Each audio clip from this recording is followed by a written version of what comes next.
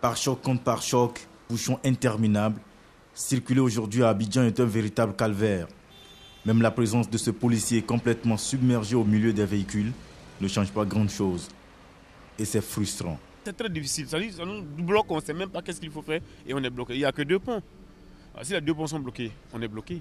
Les 2 ponts reliant le sud au nord de la métropole d'Abidjan s'avèrent exigus.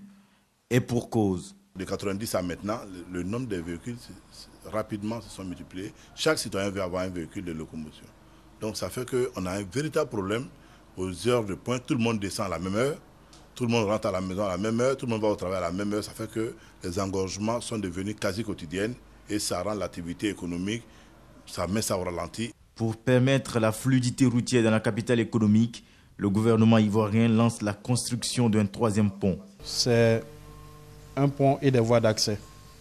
C'est un pont en lagune qui va faire 1500 mètres, 1 km 500 en lagune, plus des voies d'accès côté Makori et côté Rivera 2. À l'issue des 27 mois, les travaux devront aboutir à ce joyau ici en maquette, un projet qui suscite déjà de l'espoir. Ça va désengorger complètement la voie lagunaire pour que les hommes puissent, à partir de Makori, de Trècheville, Port-Boué, accéder directement à la Rivera 3 ou à la Rivera 2. Et ça, c'est très très important pour un pays qui se veut être en développement. Les moyens de transport les plus prisés à Abidjan restent les taxis compteurs et communaux, les bus et les gbaka.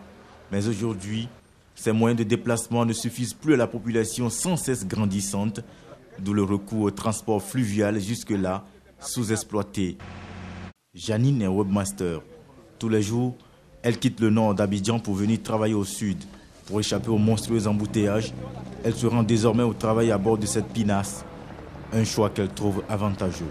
Je préfère emprunter la pinasse parce que je trouve que c'est rapide. Il n'y a pas d'embouteillage sur l'eau. Et puis bon, ça me convient. Le développement du transport fluvial et routier favoriserait davantage la circulation à Abidjan. Mais pour l'heure, il faudra encore s'armer de patience pour se frayer un chemin.